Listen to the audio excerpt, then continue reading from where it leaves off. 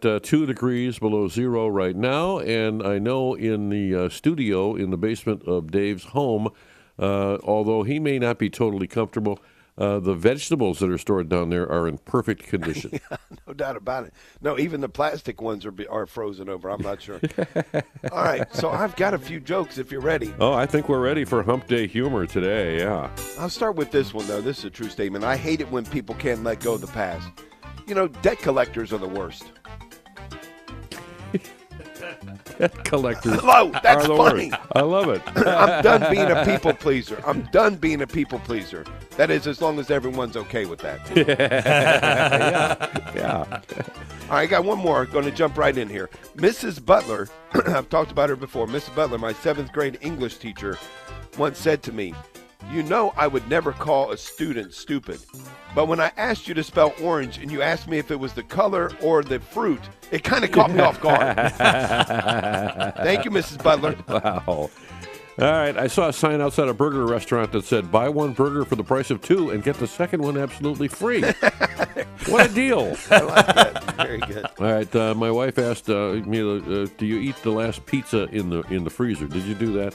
Did you eat the last pizza in the freezer? And, of course, I had to admit, no, I didn't. I ate it in the living room. That's right. Pretty much where it was. Knock, knock. Who's there? Let's eat. Let's eat who? What are you, a cannibal? Oh, my goodness. All right, 2 engineers standing at the base of a flagpole looking at the top. A woman walks by, asks what they're doing.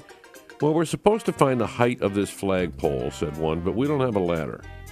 So the woman took out a wrench from her purse, loosened a couple of bolts, and laid the pole down on the ground. Then she took a tape measure from her pocketbook, took a measurement, and announced 21 feet 6 inches and walked away. One engineer shook his head and laughed. "A lot of good that does us. We asked for the height, and she gives us the length." Oh, my goodness. Both engineers, by the way, have since quit their engineering jobs and are currently working for Facebook. There you go. Before the crowbar was invented, crows had to drink at home. How do clouds pay their bills? Clouds pay their bill. I don't know. With a rain check. With a rain check. Yes. I received my electricity bill. I think they billed me for sunlight, divine light, and the light at the end of the tunnel. What do you get when you cross a bear and a mountain lion? Hold on, now, let's take a breath here because, this one's good. What do you get when you cross a bear and a mountain lion? A bear and a mountain lion. And a mountain lion. Yeah. I don't know. Killed. You get killed. Should have seen that one coming. Yeah. What do you got, Producer Tim? All right, a couple of for you. Did you hear about the fortune teller's vacation? No. She went to Palm Beach. Oh, there you go. Okay. And did you know hamburgers feel sad at barbecues? Sad at barbecues? No. They have to meet their old flames. Oh my goodness. Did you know that my first job was posing like a mannequin in a clothing store window? I did not know that. Nope. Yeah, I held that position a long time.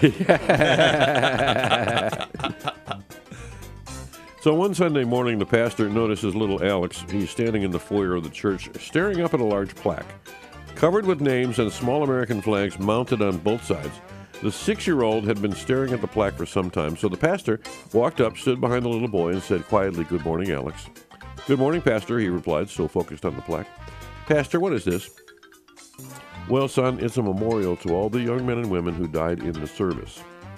Soberly, they just stood together, staring at the large plaque. Finally, little Alex's voice, barely audible and trembling with fear, asked, "Which service, the 8 or the 10:30? A man and his wife were sitting in the living room discussing a living will. "Just so you know, I never want to live in a vegetative state dependent on some machine and fluids from a bottle. If that ever happens, just pull the plug," the husband said. His wife got up, unplugged the TV, and threw out all the beer. Oh, that's good. Yeah, that is good. "My parents raised me as an only child, which really upset my sister."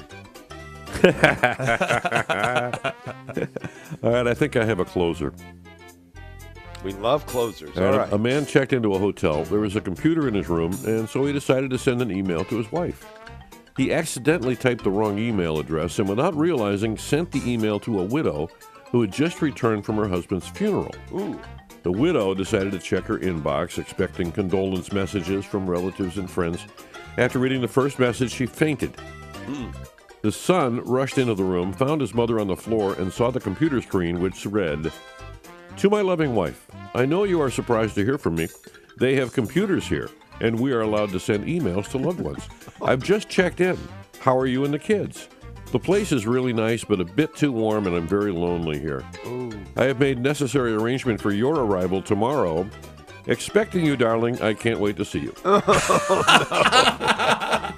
Oh, no. Ooh. That is not good. Ooh. Very good. Nice closer. I like it.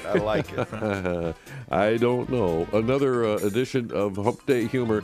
And as you can tell, we could always use some good jokes.